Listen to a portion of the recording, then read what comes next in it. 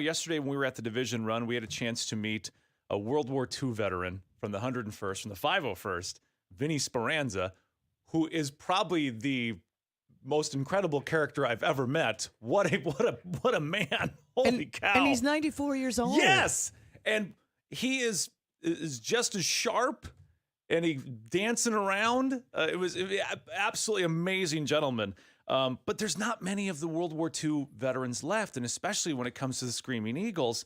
There's a gentleman we also met there. He's from the Netherlands, Lieutenant Colonel Jos Groen, who is writing a book called 3 of the Last World War II Screaming Eagles, and he's in the studio this morning. Good morning, Colonel. Good morning to you. Yeah, he said he had to take off for Fort Bragg today, and he's going to drive over there. And we said, why don't you swing by the studio, because he's written this book, and it's the kind of the careers of these 3 men, and it's details that you don't always get in some of the little synopsis that you see. It's it's details about how they thought, and I think one of the things that's amazing to me, Colonel, is that soldiers throughout time, uniforms change, things are upgraded, technology's different, but inside is that human being. And I think you've really tapped into that with your book, is finding what is the human, because you hear about the battle of this and the battle of that, and you see movies, and until it's broken down like Saving Private Ryan, where you get to kind of understand people's motivations and people's, it doesn't really seem real. And so I think you've gone a long way to make that real. But I think Ryan asked you a question yesterday that most people would go like, okay, why you, and why did you write this book? Mm-hmm. Well, as a Dutchman, I was born in 1963. You grow up with World War II. World War II wasn't that far away when I was born. So when I was in school, you were always told about World War II. At home, you were told about World War II. So my parents grew up during the war, so for them it was always very real. It was very close. So for us, as the second generation, we would always hear about World War II. So you appreciate also that the men that made all the sacrifices for our liberty. So that was why when I met 2 of the men in my book 3 years ago, while I started thinking about this. And hearing their stories, it was such amazing. And I have written other books, and I always write personal books because I like to write about people and about their emotions and how they went through all the things that they have to do as a soldier. And that is what is always driving me. It's not that writing about units, but it's writing about the persons that are in the war. Because those are the things, the dates, the times, the places, they all get written down for history books. But those personal stories and the personalities of the people themselves, like that's the stuff that all disappears and it all becomes kind of whitewashed. Was there a story when you were interviewing these gentlemen, and I'm sure you have enough material to write 10 books from these gentlemen, but was there a story that stuck out to you that was really powerful? Yeah, yes, indeed. When they were at Bastogne, which was started in December of 1944, the men had already jumped in Normandy, the men had already jumped in the Netherlands, so they've been through really major battles, and they ended up then in the winter in Bastogne. And at one point in time, Dan McBride's friend, Connie Greeninger, he had taken his shoes off the night before, so his feet were swollen the next morning. And he didn't put his shoes back on, and he was ripping his sleeping bag apart. And Dan told him, he was needing that tonight. And Corny told Dan, no, I don't need it anymore because I'm going to get killed today. So he was ripping his sleeping bag apart to wrap his feet. Yep. So because his boots didn't fit him anymore. Yeah. So they had an argument about that. So in the end, Dan stopped it and said, well, see, So they went on the patrol, and they were they had an agreement that Dan was on front, and then 15 minutes later, Connie was on front. So they were changing that all the time. And at one point in time, Connie went over a hilltop, and there was a shot. And then Dan went over the hilltop, and there he saw his best friend lying over there. And then he was wounded in France and in the Netherlands. But Connie He was never wounded.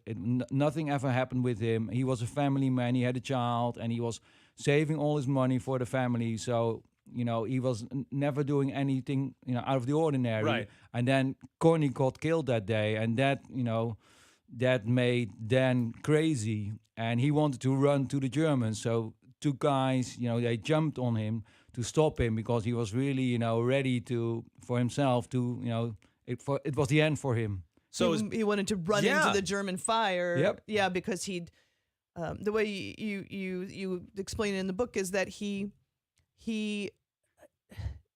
was the good thing. He was the one good thing left in his life there in war. Corny was that one good thing, and when that one good thing disappeared, he just gave it up. He just lost it. Yeah. And if it weren't for and he ends up, still alive today. Yeah. He's just 96 years old, and he's as vivid as he was. He has always pain because of his wounds in his legs, so he has knee problems and ankle problems.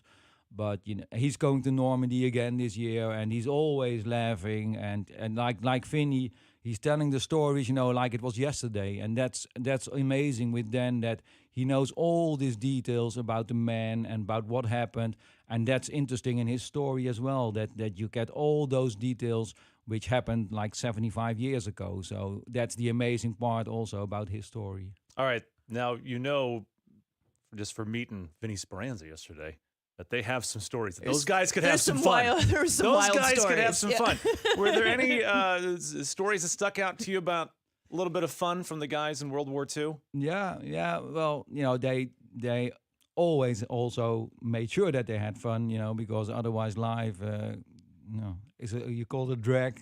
Yeah, it's a drag, drag, yeah. But it has to be worth living. Something has to give you joy, yeah. Exactly. And before D-Day in June 44, before they went to France, they had been training so much, so the guys, the adrenaline was high, they were really ready to go over.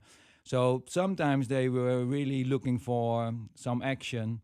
And there were guys that knew how to do it very easily. So there was one guy called Romjack. He had a sort of thing that he always would go in a bar, and he would say, okay, if Romjack drinks, everybody drinks. So all the people thought, well, that's a free thing. He's buying everybody drinks. Yeah. So everybody, we're going for that. So when everybody had a drink, Romjack looked around and he said, if Romjack pays, everybody pays. Setting them up thinking they're getting free drinks, and then the harsh reality of no, it's not a free drink. That's where bar fights really came into play. That's where when you're ready to fight, it's start one. 3 of the last World War II Screaming Eagles will be available in August, correct? Yes, August this year with the commemoration of Market Garden in the Netherlands. Okay, and all the proceeds are actually not going to your retirement fund. They're going to families. No, that was the whole idea from the start. Besides, I wanted to tell the stories of these great veterans. I also wanted the proceeds to go to associations, foundations, and I decided to give the money to 2 foundations in the US, the Patriot Foundation and the Screaming Eagle Foundation, who provide children of veterans who are either killed or wounded during the recent wars, that they can get the money for scholarships. So I think that's a good thing, scholarships for children. Your children will be the future of your country. So by giving them a better future will also mean that it's a better future for your country, I hope. All right, yes, so when you buy the wonderful. book, goes to a great cause. He's from the Netherlands, Dutch Lieutenant Colonel Jos Groen. Did I get that correct? Because you're giving me that. I'm sorry. He's cringing a little. You told me I could say John Green because that is what your name translates. Joe Green or Joe Green. Jos Green. Yeah. But you say it Jos Groen. Jos Groen. I was way off. Gonna have to wash that microphone. Golly, I was way off. I feel horrible. Yeah, but 3 of the last World War II Screaming Eagles, I have a Facebook page with the same name. So if you want to hear and see stories from these guys, I've written them on the Facebook page also, and there's also videos with interviews that you can really see the guys telling these stories. 3 of the last World War II Screaming Eagles. You can look that up on Facebook, and the book is coming out in August. And thank you for making a swing by here on your way to Fort Bragg. That was Well, That thank you was- for having me over. It was a pleasure to be here with the Screaming Eagles. I was proud and honored to be with them for these past 2 days. Very cool.